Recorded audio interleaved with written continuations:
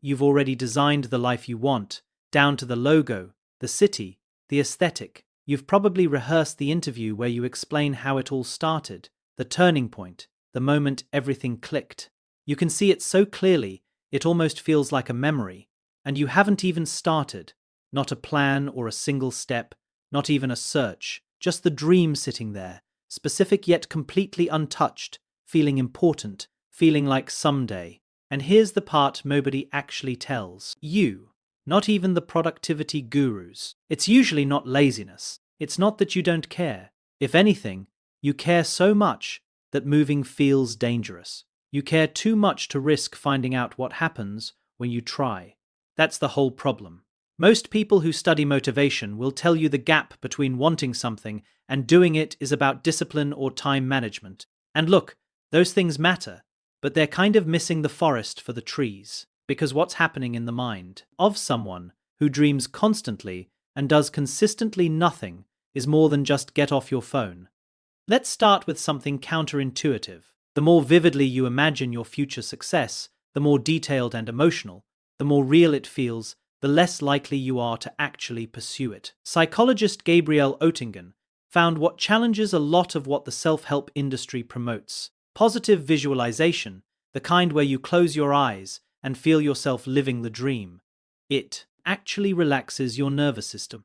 Research using physiological measures found that positive fantasies about a desired future lowered participants' systolic blood pressure and subjective energy levels compared to people who didn't visualize at all. Your brain, in a measurable sense, partially registers the reward before you've done a single thing to earn it.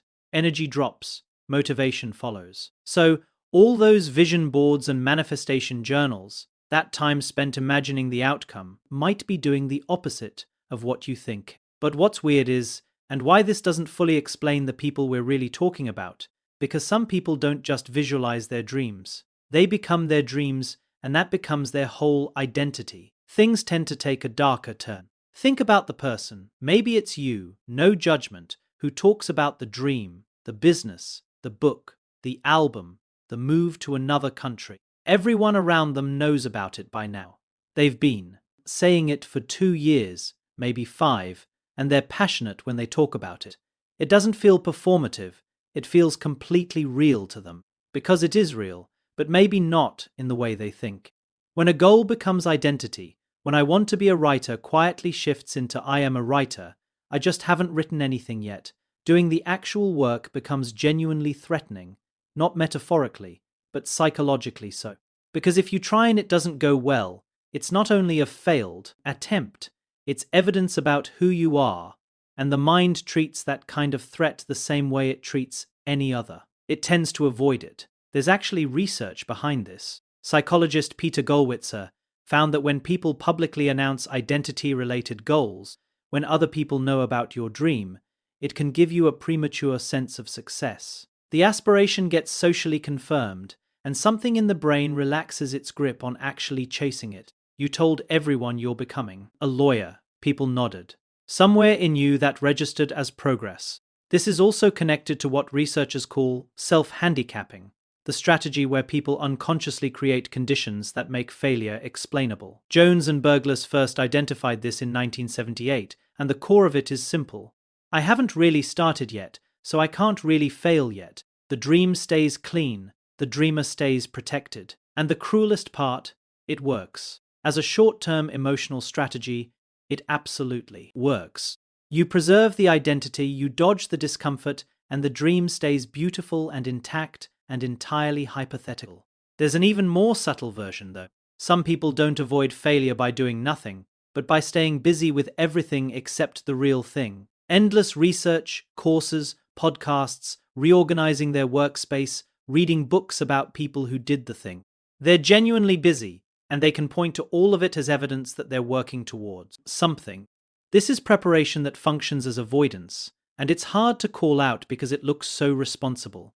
The intention-behavior gap, the psychological term for the space between meaning to do something and actually doing it, is well documented. Paschal Sheeran's meta-analysis of this phenomenon found that even a large change in someone's intention produces only a small to medium change in actual behavior.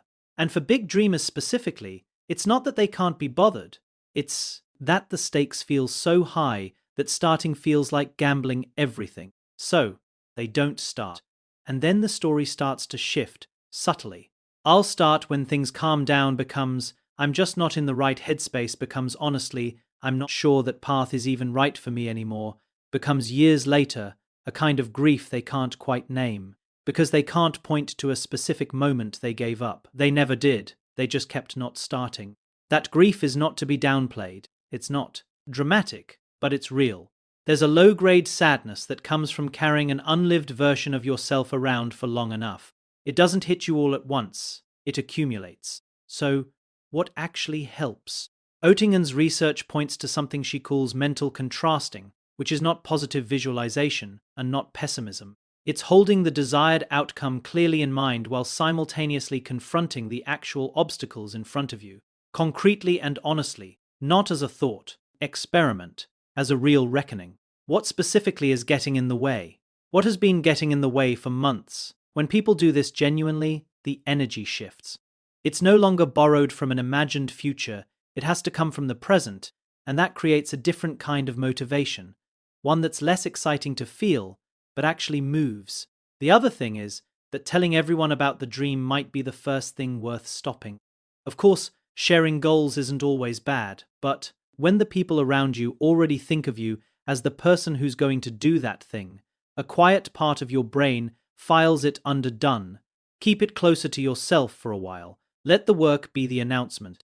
And the dream probably needs to get smaller before it can get real. When the dream feels that big, no single action ever feels like enough, so you never take one. But a genuine, uncomfortable hour spent on the one task you've been avoiding for 3 weeks, that's a gap you can actually cross.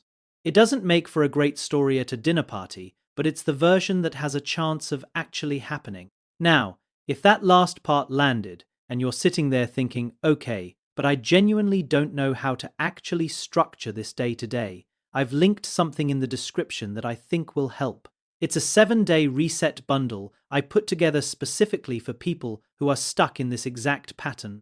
Overthinking, emotional blocks, building actual follow-through, broken down into something you can work through daily without it feeling like another thing you started and abandoned. Check the link in description or pinned comment if that sounds like where you are right now. Underneath all of this, the self-handicapping, the identity fusion, the comfortable paralysis of endless preparation, there's usually just fear. A very old, very human fear of being seen trying and coming up short, of finding out that the gap between who you believe you are and what you're capable of is uncomfortable to look at directly. And I think most people know this about themselves. They feel it. They just don't say it, because it's easier to explain an action as circumstance than to sit with what it actually is. The dream hasn't gone anywhere. The problem is that somewhere along the way, the dream stopped being a direction and became a destination you never bought a ticket for. You already know what the thing is. You probably thought of it in the first 30 seconds of the video. The question is whether you're going to keep thinking about it or actually start.